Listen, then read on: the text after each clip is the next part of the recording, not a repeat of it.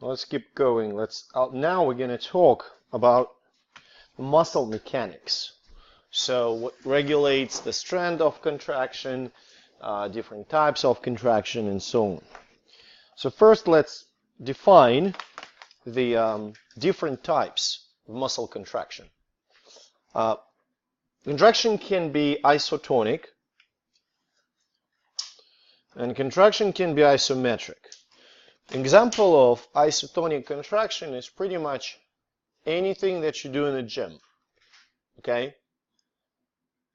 Isotonic contraction is the one that's associated with the movement. Right? On the opposite, isometric contraction, in this contraction, movement isn't involved. The good example of isotonic contraction is something like this. Okay? So flexors of the shoulder now, flexors of the shoulder are contracted when I move my arm.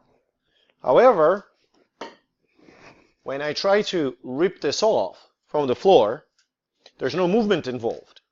Although, believe me, plenty of my muscles are contracted right now. This is isometric contraction.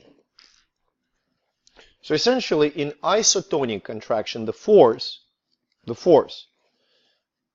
that is generated by the muscle exceeds the force that is generated by the load. In isometric contraction, the force that's generated by the muscle is lower than the load. Good? There are two types sorry,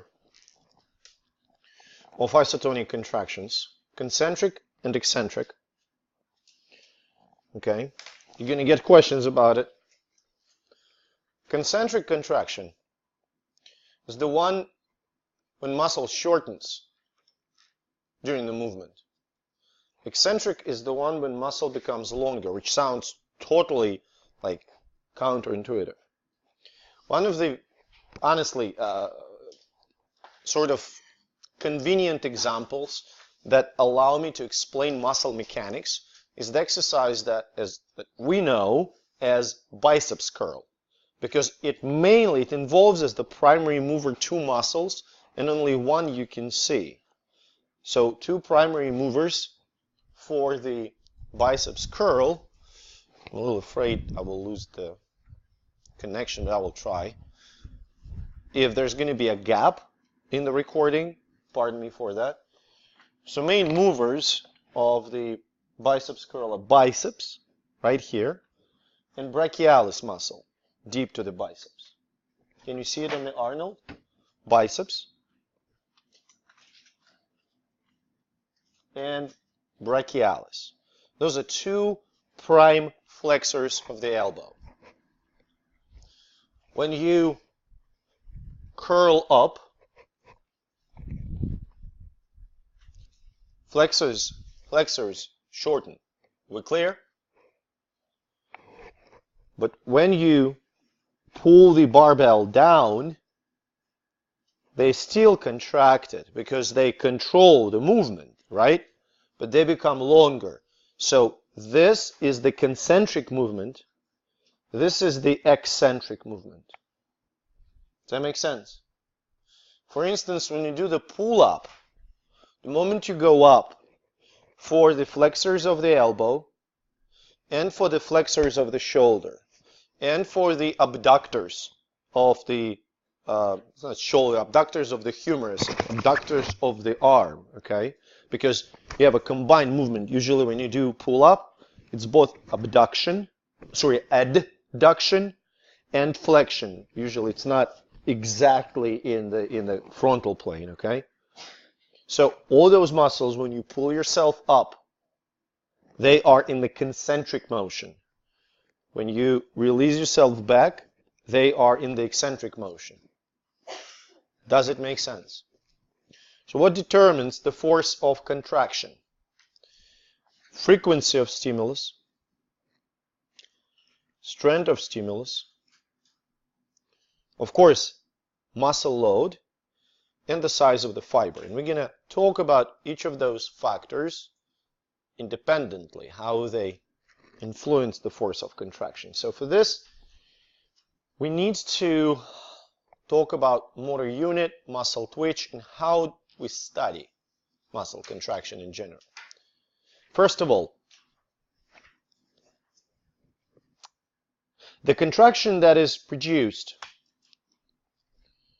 by single fiber is very similar to the contraction of the whole muscle conceptually. There are differences. Now, the motor unit consists of multiple muscle fibers, right?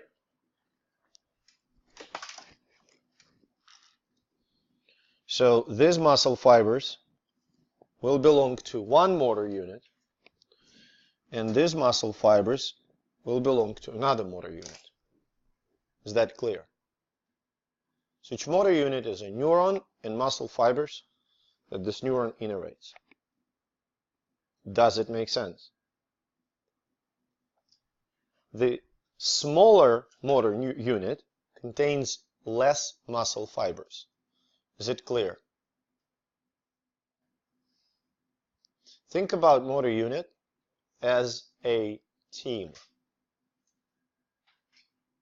You have a coach and you have players. Which team, or like a military squadron, okay? Which group of people is easier to manage? Group of people that consists of 2 or 3, or group of people that consists of several hundreds? Smaller groups, right? They're just easier to manage. Same goes for the muscle fibers. Smaller muscle fibers are responsible for fine, controlled movements. Okay? Let me explain what I mean. Can you give me an example of the fine movement? Seen? Perfect. Writing. Is that really a powerful movement? It is not, right? It's really fine, but the strength that you produce, the force that you produce during writing is low. Can you give me an example of a powerful move? Kicking something. Okay, good. Moving something heavy. Okay, kicking something. Let's talk about kicking. Which muscles? I don't need the names, just generally, muscles of which part of the body work when you're kicking something? Leg muscles. That's max I want, okay? Leg muscles. Is that clear? Did you ever try to write with your leg?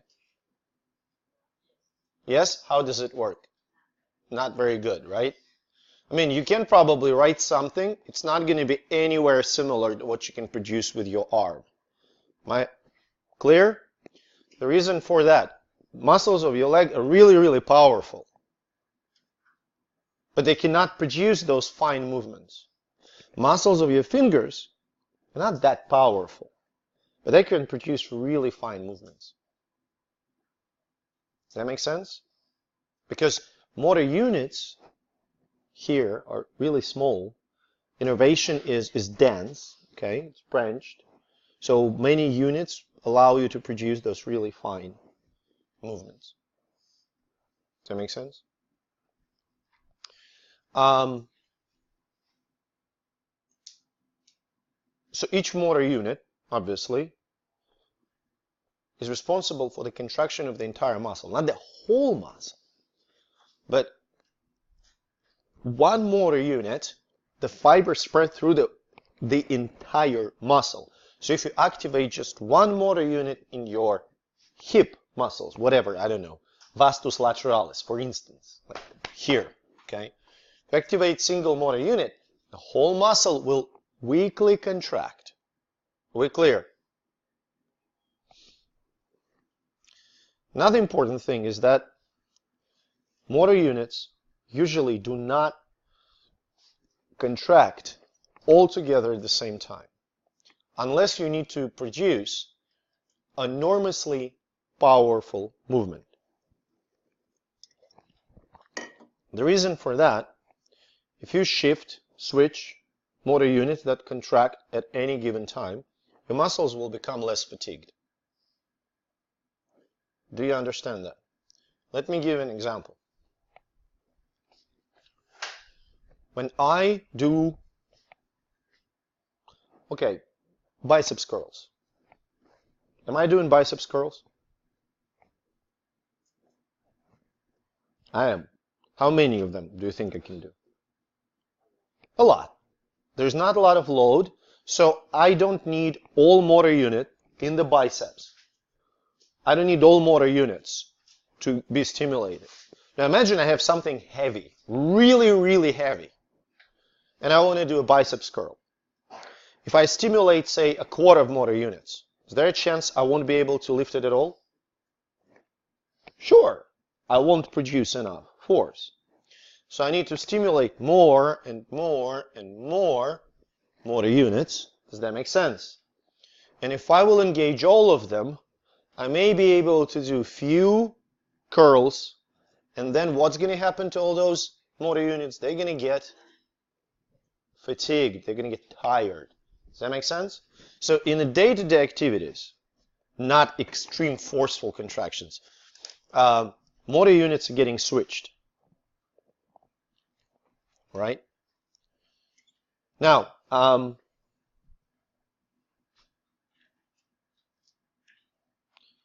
individual contraction responds to a single action potential. It's called muscle twitch. Okay? And you can isolate a motor unit from a muscle. Really, you can do that. And you can generate a muscle twitch. You can even isolate a fiber. You can stimulate it. Okay? You can cause muscle twitch in a fiber. And you can study an individual muscle fiber. And what's fascinating, absolutely fascinating, is that different muscles will produce different types of muscle twitch. Look at the differences here. And this, so you have latent period when excitation reaches from neuromuscular junction to the T-tubules. Then you have contraction. Calcium flows into the sarcoplasm from sarcoplasmic reticulum. Then you have relaxation. If you would take fibers from different muscles and compare the muscle twitch that they can produce, it turns out they have different properties of a twitch. Lateral rectus, for instance, is the shortest, the fastest twitch. Gastrocnemius has, in the middle, and soleus has the slowest muscle twitch. So, where can you find lateral rectus muscle? You know it already. Outside of your what? No. Rectus means straight. So it's straight muscle that is lateral to something. Eye. It's the muscle of an eye. Lateral rectus is the muscle of an eye. How are your eyes moving? Fast or slow? Really fast. Does that make sense? It's like short movements. So it contracts extremely fast and relaxes extremely fast. So when it relaxes, it can contract again. Does that make sense? This is gastrocnemius. Okay? What does it do? What do you think? Mainly. This is the origin of the muscle, the femur. This is the insertion. The calcaneal tendon goes into the heel bone, the calcaneus. How do you know what muscle does? Contract it. What's going to happen to your heel? That's origin, that's insertion. Huh? Yeah, so you stand on your toes, right? Does that make sense? Is that a fast movement? Relatively fast, right?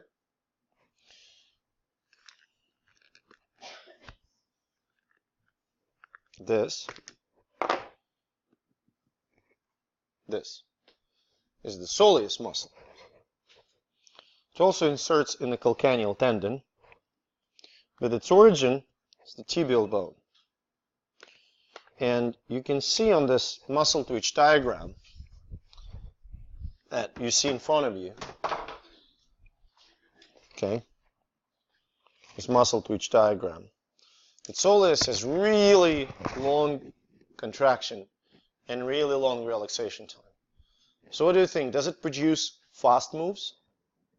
No. What do you think it is responsible for? Mostly. That requires some leap of logic.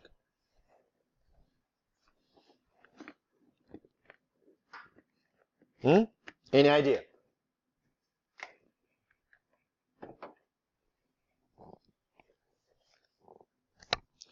Muscles can move bones or joints, or they can also do what to joints? Keep them stable. Soleus essentially keeps your ankle joint stable, and it's one of the main muscles that help you to keep posture. Okay.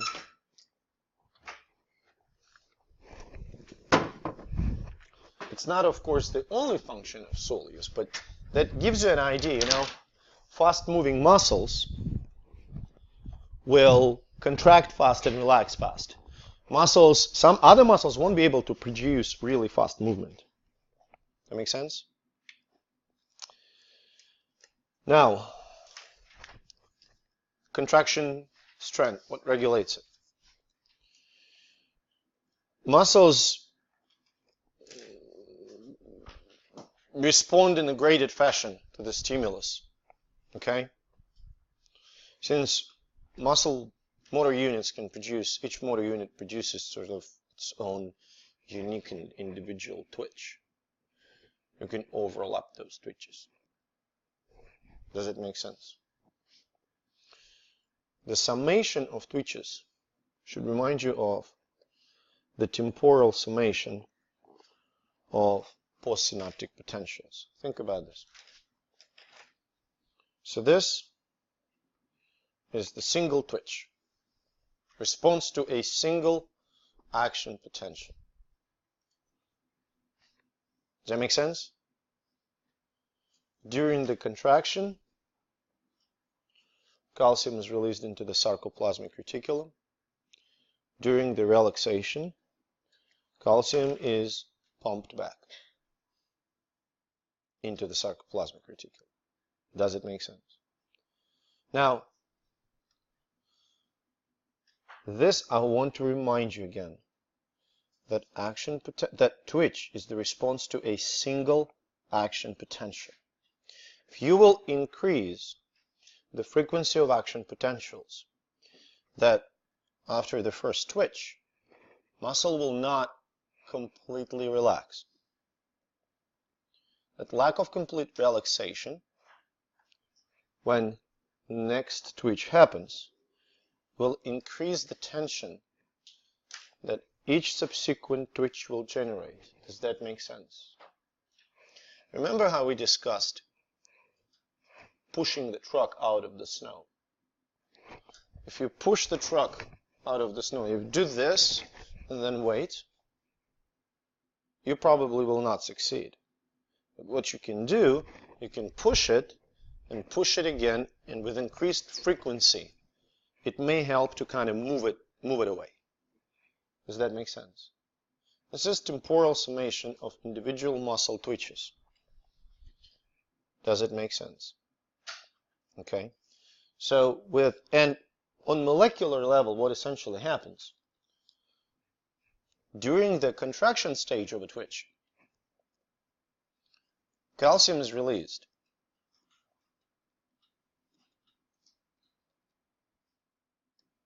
During the relaxation, calcium is pumped back. Okay? So when you have the temporal summation of twitches, calcium, with each next twitch, more and more calcium gets into the sarcoplasmic reticulum. Okay? So more calcium means more binding to troponin. More binding to troponin means tropomyosin is shifted away at more and more sites, more cross bridges are formed, stronger contraction. Does that make sense? Now, this, what you see here, is called unfused tetanus. First, tetanus is absolutely normal.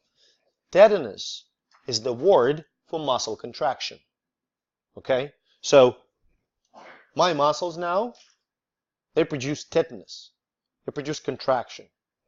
Okay?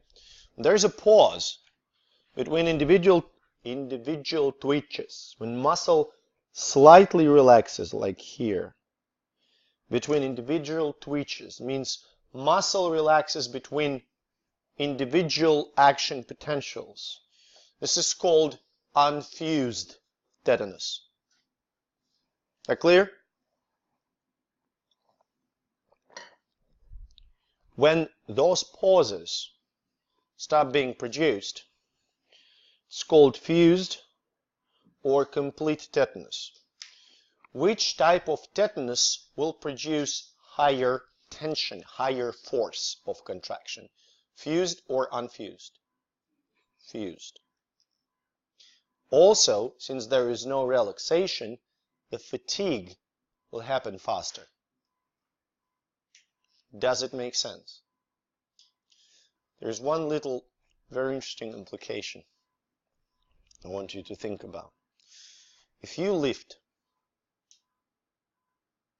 or if you just try to lift something heavy, just in everyday life, a big part of lifting is mental concentration.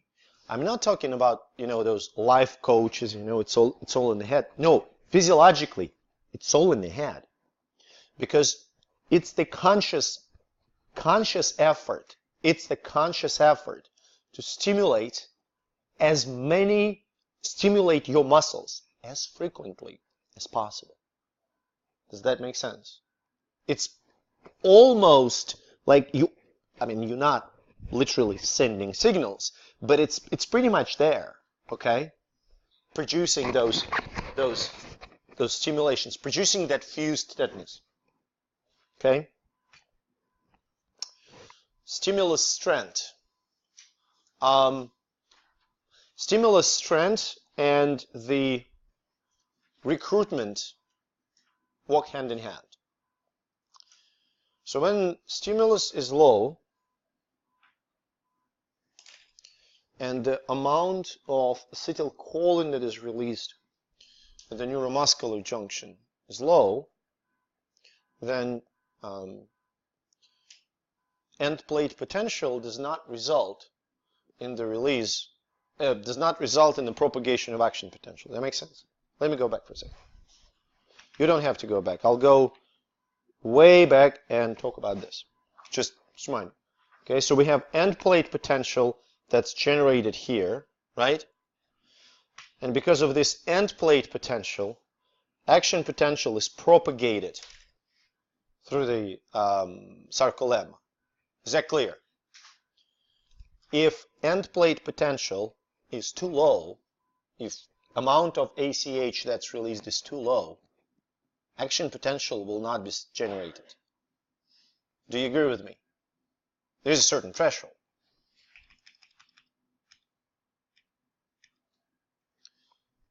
When this threshold is crossed, muscle fibers that are parts of certain motor units, okay, muscle fibers will get stimulated. The more muscle fibers you stimulate, the stronger the contraction is going to be. Does that make sense?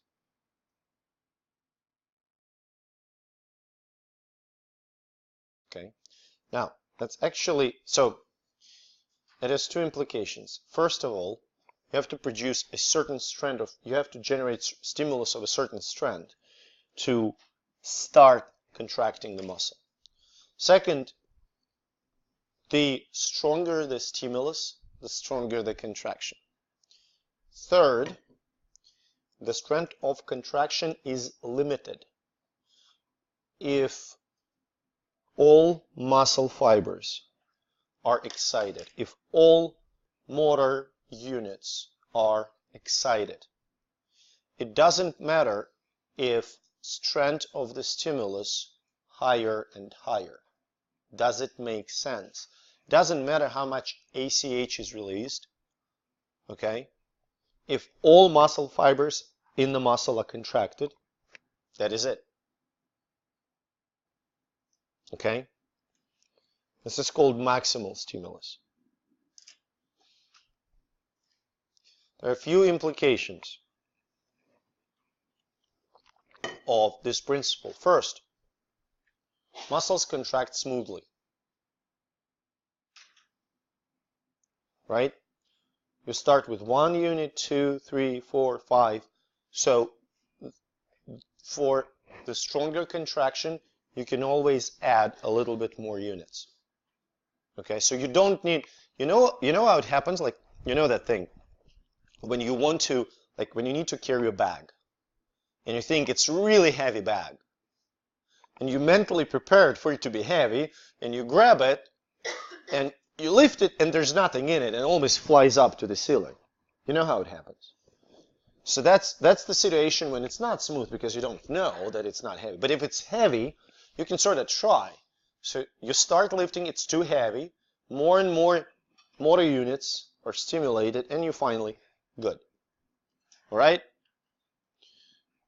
Second is the order of stimulation. Smaller motor units are always activated first. It kind of makes sense, right? Because if you need to produce really small force, then you need to stimulate really small units. If this force is not enough, then from small, it's going to go to the medium size, from medium size to large. Is it clear? Now, size of the fibers. How does that influence the strength of contraction, force of contraction? Larger fibers have more fibrils, those cylindrical structures, okay? So now think about this for a second. This is muscle number 1. This is muscle number 2. Muscle number 1 contains 5 myofibrils. Muscle number 2 contains God knows how many.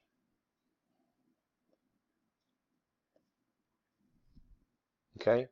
Presume that those muscles are of the same length. Which muscle is going to be stronger? The larger muscle. Do you understand why? There are more fibrils. When all of them contract, all of them consist of sarcomeres. When all those sarcomeres contract, they're going to produce more force. Okay? Now I want you to understand the difference between hypertrophy and hyperplasia. Okay? So this is hypertrophy. What is hypertrophy of the cell?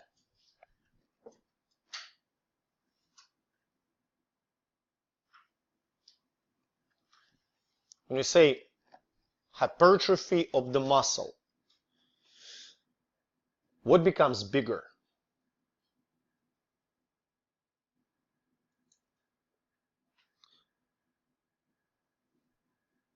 Did you see those dudes, those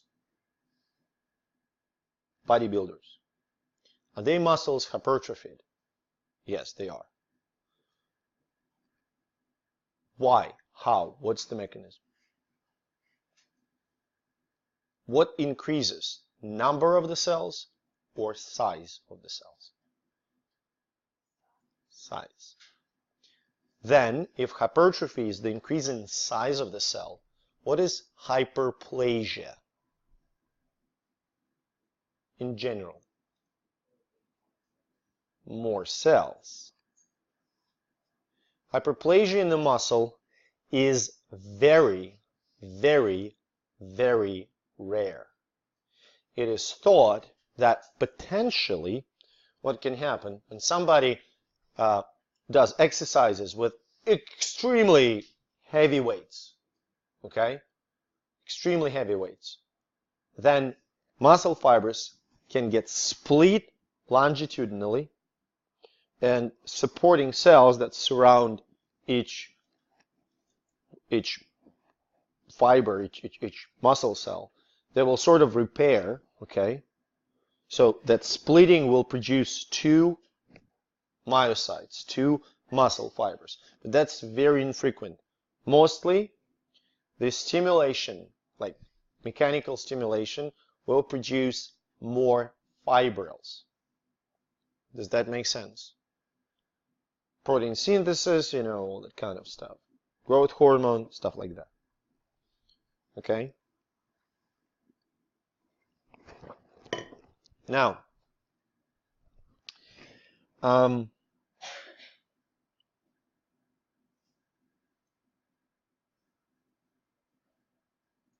what I wanted to say. Good God. Oh. Resting land. So muscles. And that shows you really well, okay, the muscle hypertrophy. It's quadriceps femoris, cross-sectional area, strength training increases. So you see the empty squares shows the hypertrophy of the muscle, increased cross-sectional area of the muscle compared to before the training. And then those same authors, they compared the isometric force, and you can see that strength training together with hypertrophy increases the force. Increased size of the muscle associated with increased force. Now, influence of land on the muscle force. Skeletal muscle, contracts best between 80 and 120% of its resting length. Because that's the length when the number of cross bridges is the highest, 80 to 120%. If you stretch the muscle, number of functional cross bridges will become low. Does that make sense? If you shorten the muscle, number of functional cross bridges will become low as well. Think about this. It all really, you know, why it's sometimes easier to talk about muscles. You can relate to exercise. Think about this. One of the pretty hard exercises that kids often cannot do until like high school. Pull-up. It does involve a lot of muscles, but let's just think about pull-up. If you've ever done pull-up, one of the hardest things is to start. For instance, if you stand on the chair and you put yourself in position with your elbows slightly flexed, and somebody kicks the chair out, you can pull it up because muscles already partially contract. They're not stretched all the way. Maybe just a little bit, you know?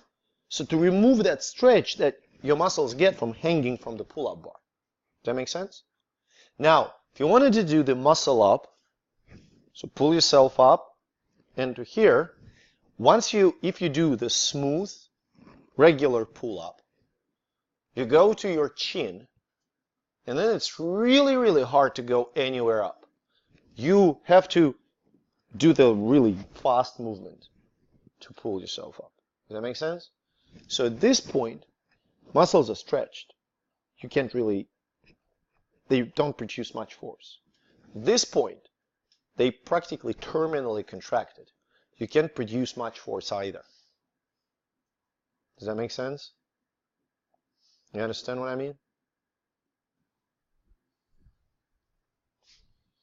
So 80 to 120%.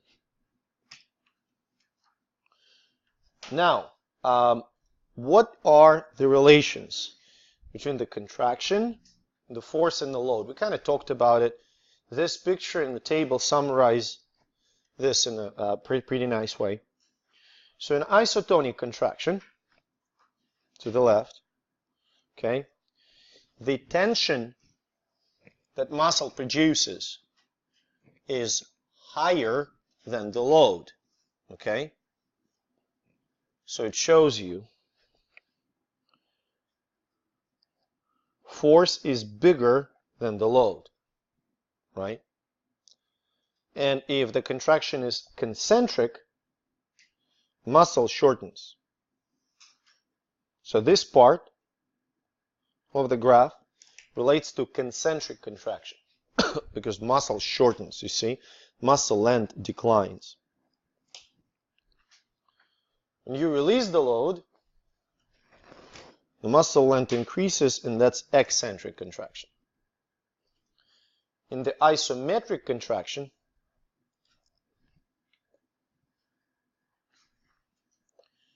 force that muscle produces, or tension that muscle produces, is smaller than the load, so there's no change in the muscle length. You have to appreciate, though, muscle still works.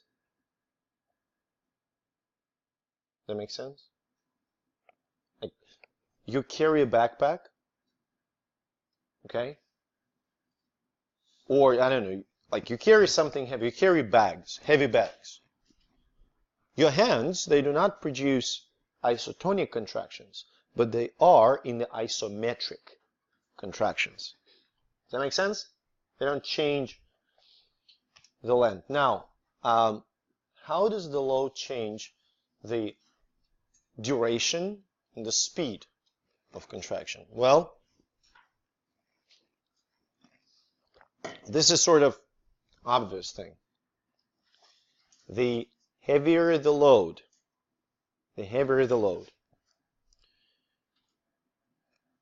the shorter and the slower the contraction is. By shorter, I don't mean time. I mean distance. Does that make sense? Now, you have to appreciate, well, look, here's a very important thing. This is the muscle. Imagine that this muscle produces a certain force. If this force will be applied to the light load, the distance of contraction and the speed of contraction will be really high. Is that clear? If force will increase, what's going to happen to the speed of contraction?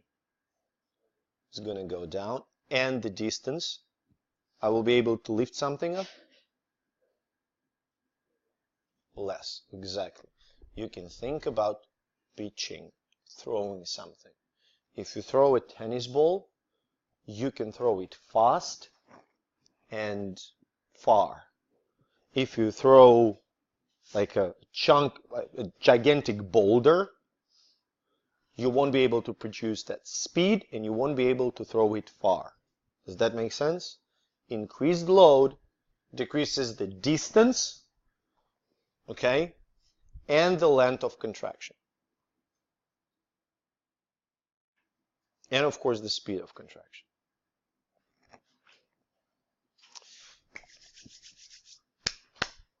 ATP.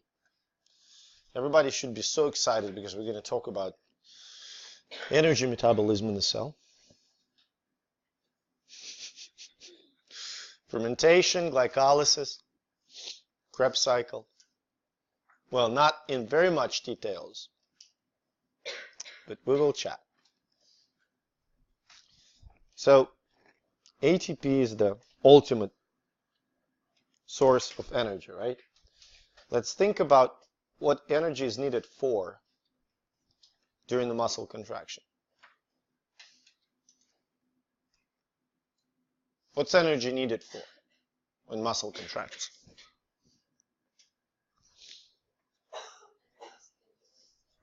Say again? It is required. What I'm saying is which processes. Like here, ATP feeds what? This whole thing is called cross-bridge cycle, right? Sorry. Here, ATP is needed for what?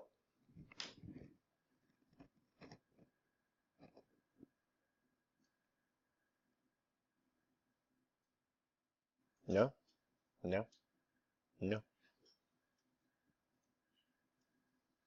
Look at the table.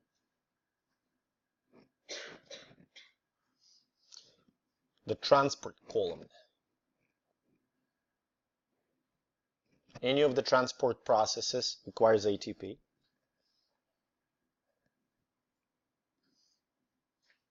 Any of these transport processes requires ATP. Which one? Which one? Come on. Huh? Say again? Yeah, active transport requires ATP, right? It's a pump. Since it requires ATP,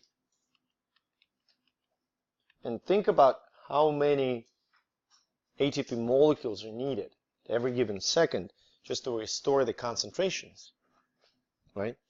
Now, ATP isn't really stored in the cell. There's some storage capacity, but ATP is depleted in the cell pretty fast. So cell has to replenish the ATP all the time. There are three major mechanisms through which muscle cells generate ATP. First mechanism is called direct or substrate level phosphorylation. Molecule of creatine phosphate serves as the phosphate donor. Phosphate is donated, okay, to ADP. Phosphate plus ADP produces ATP. You clear? The products are creatine and ATP. What do you think? This reaction, is it fast? This process, yeah, it's really fast. There's like one reaction, that's it. Okay. How about efficiency? Does it produce a lot of ATP? No, it doesn't. Because if creatine phosphate is depleted, that's it. And it's really fast to get depleted. A few seconds. Okay? Does that make sense? Anaerobic pathway or fermentation. Now, I want to remind you, everybody remembers glycolysis well, right? All 11 steps? Just kidding. No, it's fine. So glycolysis, we start with molecule of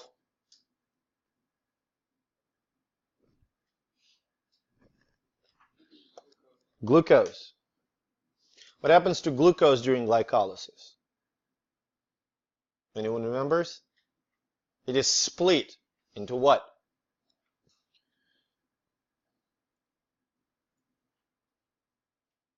During glycolysis. What are the what are the products of glycolysis? You can look up, that's fine. Not yet. Well, which acid? Not yet.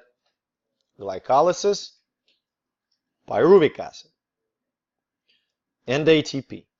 Just two molecules. Okay? However, in the process of fermentation, of which glycolysis is the primary step, okay, pyruvic acid is used as the acceptor of electrons. And when it accepts electrons and hydrogens, pyruvic acid becomes reduced to lactic acid. So this is the final product of anaerobic pathway. Does it make sense? Lactic acid is the ultimate product of fermentation that happens in the muscles. Lactic acid is released into the blood and actually is used by other organs like heart and liver as the energy source. Now, anaerobic pathway means that this process occurs when there is no oxygen present. I can ask you a few questions. First, anaerobic pathway of fermentation in the muscle. In terms of the amount of ATP produced, how does it compare to the substrate level phosphorylation, direct phosphorylation? Which one produces more? Anaerobic, fermentation, yes. What about the speed? Which one's faster? Direct phosphorylation, because fermentation involves much more steps. Are we clear? Now, my last question is probably the hardest. I enjoy it because it's actually a pretty simple question. When you exercise and muscles become anaerobic, sometimes it happens, what makes them anaerobic? What is the mechanism? Why oxygen cannot reach the muscles? Versions, come on. There's not going to be any negative points. Give me your versions. What happens?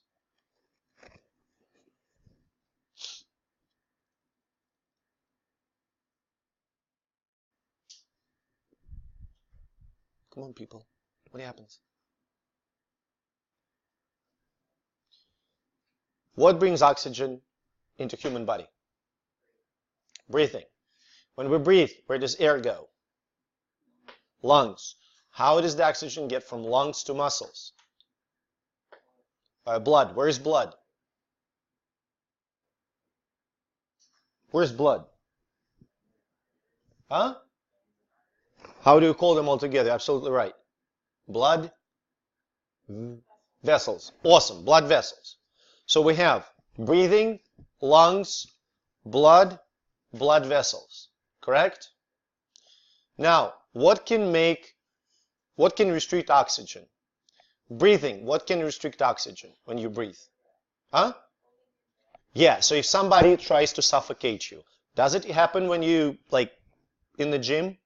Really? That's some weird gym. Somebody tries to suffocate you during the exercise.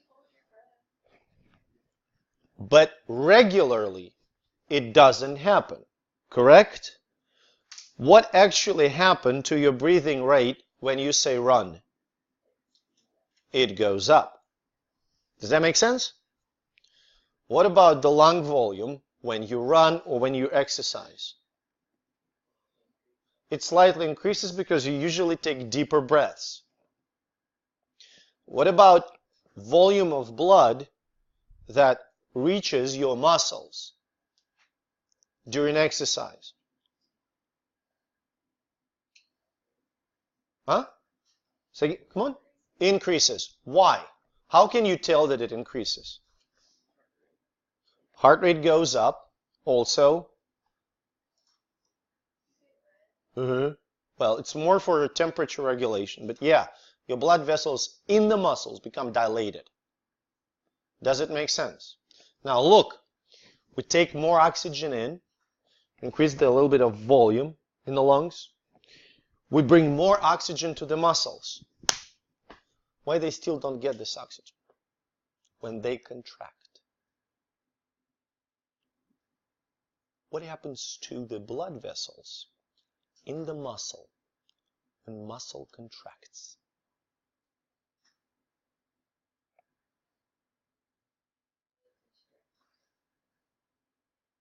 Sort of involuntarily. When muscles contract your muscle, any muscle, what happens to the thickness of the muscle? Yeah, muscle becomes shorter, but it kind of bulges. Does that make sense? What's going to happen to the blood vessels that run through your muscle at this moment? When, right? Blood vessels won't. Imagine you're a blood vessel. I'm blood vessel. I'm surrounded by muscle fibers. All fibers bulge. What's going to happen to me? I'm going to get squished. Does that make sense? That squishing stops the blood flow through the muscle. Does it make sense?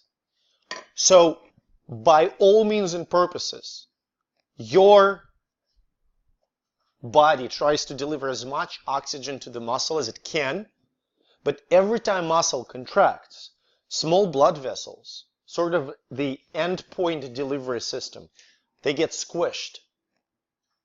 Blood doesn't reach muscle fibers, and muscle fibers have to function for some time, in anaerobic conditions. Does that make sense? Good. Now, aerobic pathway. Glucose, during glycolysis, is converted to pyruvic acid. Pyruvic acid enters the mitochondria. Okay? And in mitochondria, 2 steps of the aerobic respiration happen. Krebs cycle and electron transport chain plus oxidative phosphorylation. Okay? And you get about 32 molecules of ATP per molecule of glucose. That's pretty awesome. So in terms of the ATP yield, which type of metabolism is the best? Aerobic. In terms of the time, which is slowest? Aerobic. So many reactions. 11 steps of glycolysis.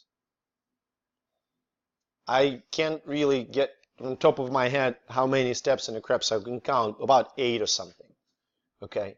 And then you have, on top of that, you have electron transport chain. So like a couple dozen enzymatic reactions that have to run to produce those 32 ATPs. Does that make sense? You got it? Another important quality of aerobic respiration. It doesn't have to run on glucose. There are other sources. It can run on products of lipid metabolism, like free fatty acids and glycerol. It can even use amino acids, products of breakdown of proteins. Does it make sense?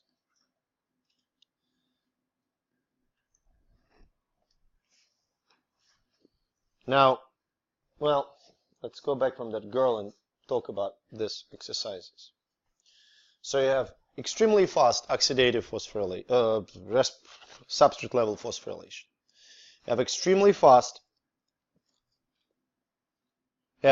fast fermentation. And you have slow aerobic respiration. Which type of metabolism will be used when?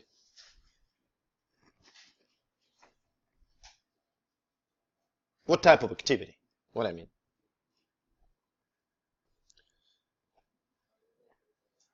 So again? What kind of running? Endurance run. Right?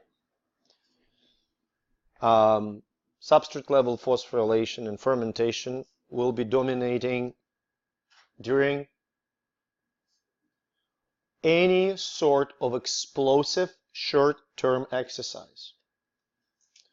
Sprint, it's kind of a little bit of a mix, because in the sprint, if you, even like 10 seconds, if we want to refer to running, I would say not 100-meter sprint, but something like 40-yard sprint, okay?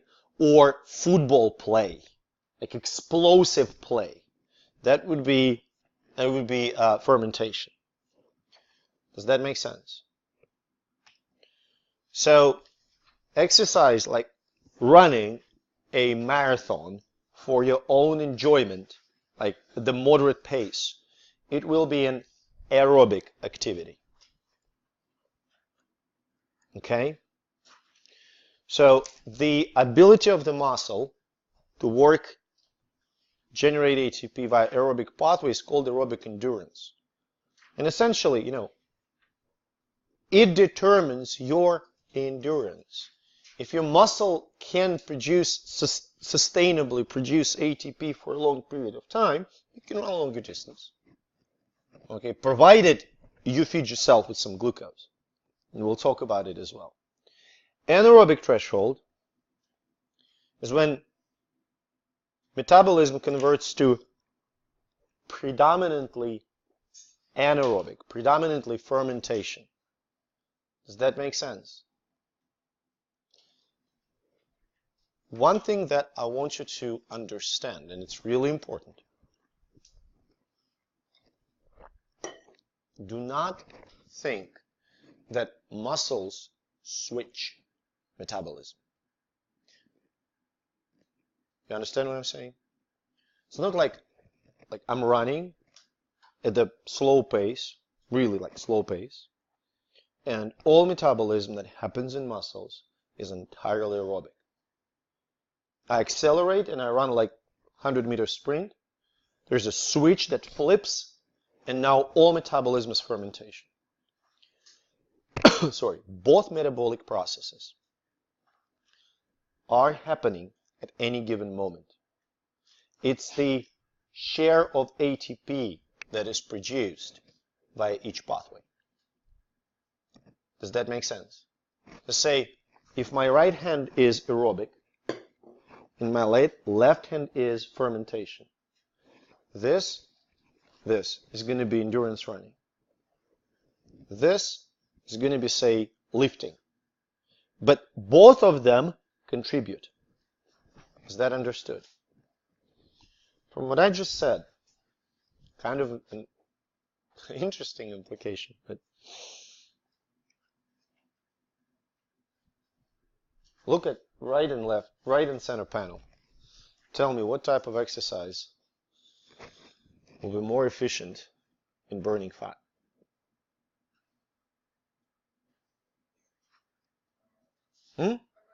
Aerobic. Why? You're right. It can use fatty acid. Fermentation cannot. Fermentation is based entirely on carbohydrates. Does that make sense? By the way, in AP2, in the digestive system overview, in metabolism overview, we talk about dietary requirements that are necessary to reduce the fat content in a human. It's interesting. Now, based on the type of metabolism and the speed of contraction, the fibers, muscle fibers, can be generally divided to slow and fast. Now, slow fibers split ATP slow, okay, and electrical signals travel through the motor neurons slow. Slow fibers also have slower metabolism, which makes them oxidative. And fast fibers have faster metabolism, which makes them glycolytic. So two major types of muscle fibers are slow oxidative and fast glycolytic.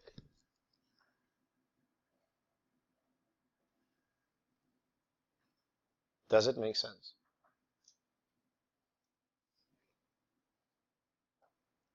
There is a third type, which is kind of intermediate, fast oxidative. We'll talk about their role, but I want you for now to concentrate on this too.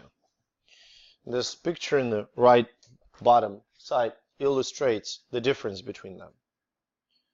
Fast glycolytic fibers responsible for the quick, powerful contractions. Slow oxidative, responsible for fatigue-resistant, slow, not so powerful contractions.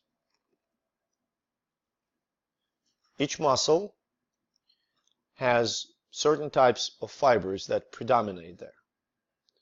Fast glycolytic predominate in the explosive, large, strong muscles. Slow oxidative in the muscles that are responsible for the long-term, low-intensity activity.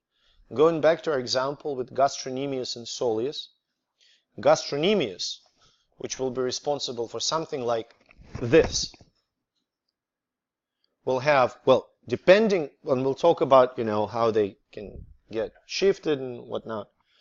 Gastrocnemius will have the majority of fast glycolytic, right? While soleus will have a majority of slow oxidative. So muscles have a mixture of those fibers, and the ratio of fibers will determine the strength and the resistance to fatigue. And the ratio of the muscles in each individual are determined by two things: training, but mostly genetic, and we're going to discuss it. One very important thing is that all fibers in one motor unit belong to the same type. You can have a motor unit that has slow oxidative or motor unit that has fast glycolytic. There's never a mixture. Do you understand? You see why? Like it's like, think about like team. If you want people that will play soccer, you want, this twig-like, fast, thin players. If you want a team that will play football, you will select for people who may be a little slower, not with less endurance, but really big. Okay? You don't want to mix them together, otherwise it's going to be a disaster in either sport. Does that make sense? Now let's compare the characteristics of those fibers. So I will not mention fast oxidative. They kind of in between. We'll talk about them. So I'm going to compare slow oxidative and fast glycolytic. Slow oxidative fibers contract slow and break down ATP slow. Fast glycolytic do both things fast. Which explain, that's fast contraction. That's the powerful explosive motion. Slow oxidative, slow motion, not explosive. Slow oxidative are mostly aerobic. Fast glycolytic, main pathways fermentation. Slow oxidative fibers have a lot of myoglobin. Why? And fast glycolytic have low. What's the function of myoglobin in the muscle? What does it store? Myoglobin. Okay, what's the function of hemoglobin in the blood?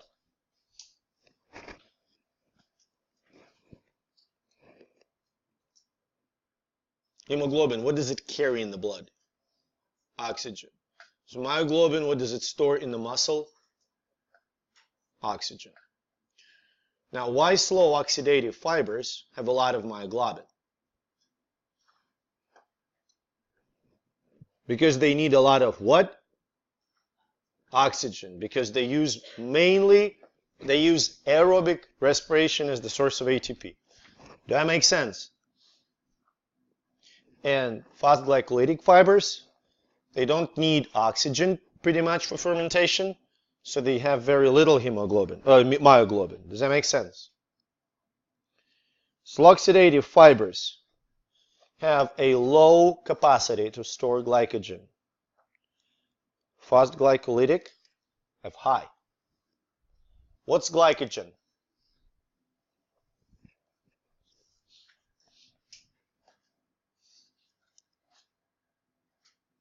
What is glycogen? Can anyone tell me? Please. Please, I ask you. Can you tell me what the glycogen is? Glyco refers usually to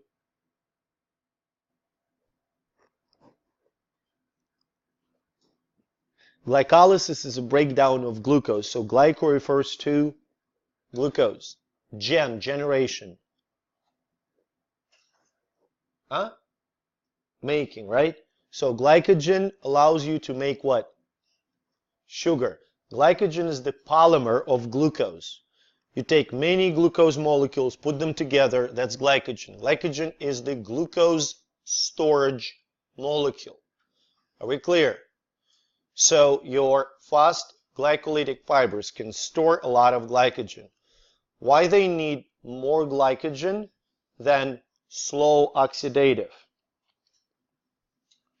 Why fast glycolytic fibers need more oxygen than slow oxidative?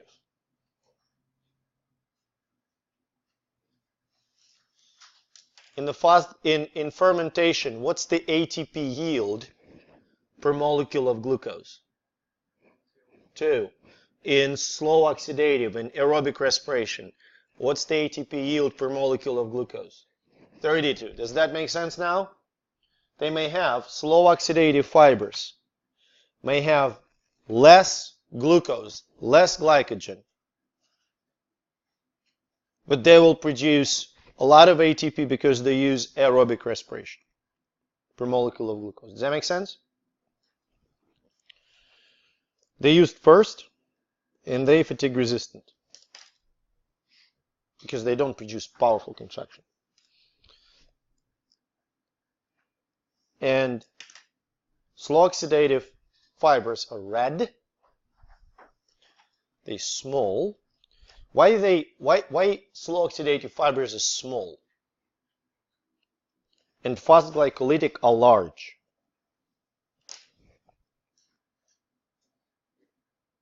Think about the activities. Slow oxidative fibers, what type of activity? Not only long, like, give me an example. Run. Is that a powerful activity? It's not. They don't have to produce a lot of force. Clear? So they can be small. Fast glycolytic, it's like jumping or lifting. They have to produce a lot of force, so the fibers are large. Also, slow oxidative have a lot of mitochondria and blood vessels. Why?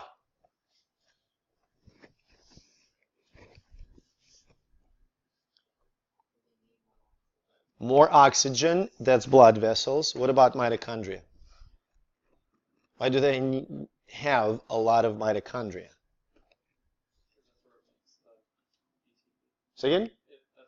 Exactly. That's where ATP is made, right?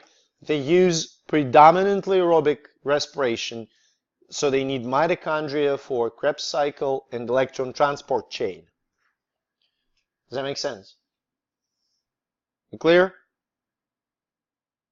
Good?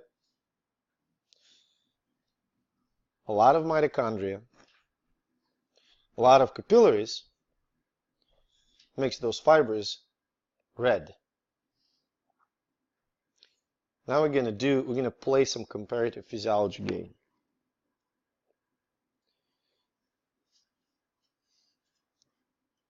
Does anyone like steak? Beef? Raw beef. What color is it? Red. What kind of activities? That sounds awkward. What kind of activities are cows involved into usually? Like, have you ever seen cows in the pasture? How do they move? Well, they stand well if those, I don't know, cowboys, whatever you, so they, when they move the herd or whatever it is called, I don't know. Okay, this herd, does it look more like sprinting or like marathon running? Marathon running. They're really slow, right? But you can actually, if you would read the history, like the accounts of that agriculture, that the meat industry, the cow industry back in the days, like end of 19th century, the herds for sale, they could move miles, hundreds of miles, okay? And they would just, every day they would run. So that's your endurance. A lot of slow oxidative fibers, red meat. Did you ever try a gator, alligator? No? Anyone? No? You did? You did? How does it taste? Like chicken. Perfect. With a little bit of like, yeah, fishy taste. But chicken. And because, did you ever see the color, the meat of the gator? The raw. White. It's white. Even cooked, it's white. Of course it's white. Okay? It is white. Did you ever see gators hunting? Well, if you go like on YouTube and look like gators like in the neighborhood, if you stupid enough but fast enough, okay, you can play with a gator. It won't be able to chase you. Okay? Gators, crocodiles, they jump. So they produce one extremely powerful move. Because they have those fast glycolytic fibers. Does that make sense? There you go. Right? So you can run away from them. They're not going to chase the prey. Now, fast glycolytic versus slow oxidative. Make sense? Fast oxidative, sort of, best of both worlds.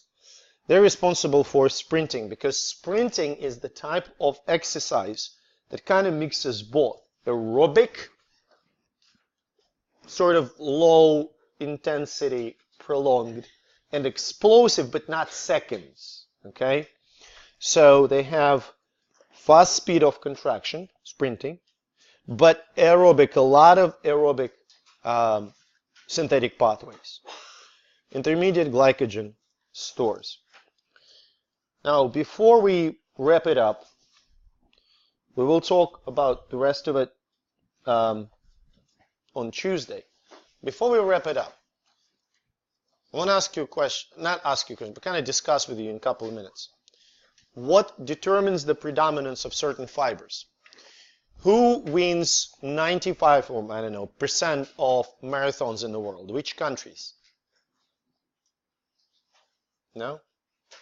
Did you see marathon runners? How do they look like?